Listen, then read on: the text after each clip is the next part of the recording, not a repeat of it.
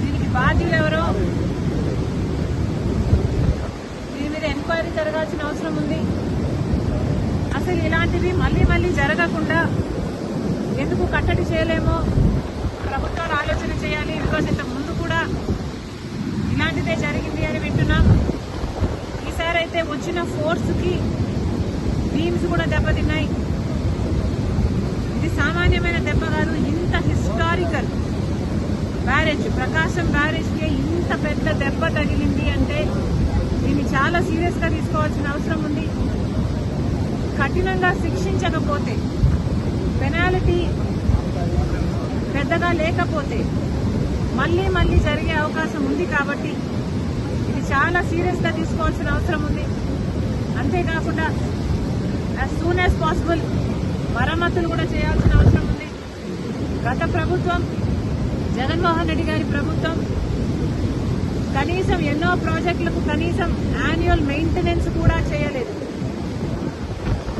రాజశేఖర్ రెడ్డి గారు కట్టిన ప్రాజెక్టులకు కూడా కనీసం యాన్యువల్ మెయింటెనెన్స్ కూడా చేయకపోతే చాలా చోట్ల చూసాం మనం. గేట్లు కూడా ఊడి నదులలో తేలడం చూసాం.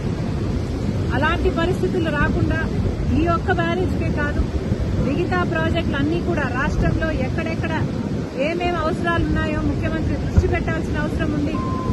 వాటన్నిటినీ కూడా నివారించిన అవసరం ఉంది. మరొకసారి ఇంత వరద, ఇంత ఘోర విపత్తు వస్తుందని ఎవరమూ ఊహించలేదు. కానీ రెయినీ సీజన్ అంటేనే రెయిన్స్ వచ్చే సీజన్ కాబట్టి వీలైనంత వరకు ప్రికాషనరీగా ముందే ప్రభుత్వాలు, అధికారులు ఆలోచన చేసి డ్యామేజ్ కంట్రోల్ మోడ్లోనే రెయినీ సీజన్ మొదలు నుంచి ఉండాలని కాంగ్రెస్ పార్టీ కోరుతుంది. ఈ బ్యారేజ్కు సంబంధించి వెంటనే చర్యలు తీసుకోవాలి.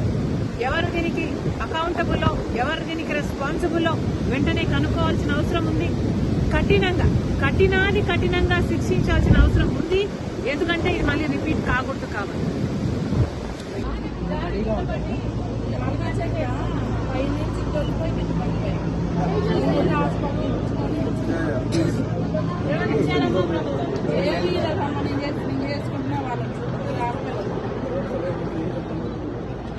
లేకపోతే 2 రోజులు భరించలేక బాధ అల్లాడుతున్నారు.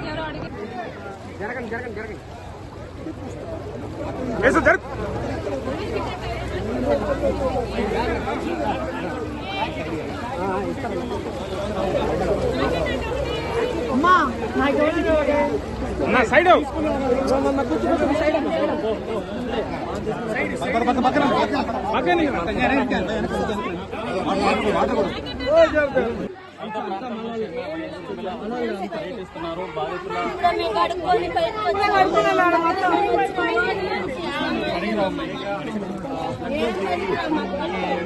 ఇంటికి తిరిగి వాళ్ళ యొక్క సమస్యలను తెలుసుకునేటువంటి ప్రయత్నం అయితే చేస్తున్నారు. ఇప్పటికే వైఎస్ ఎంపీలో మాట్లాడుతూ చెప్పడం జరిగింది.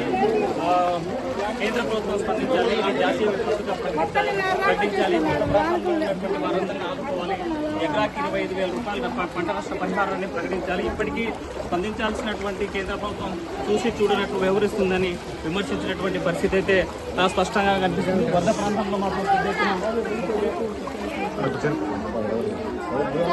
వెళ్ళిపోయాం.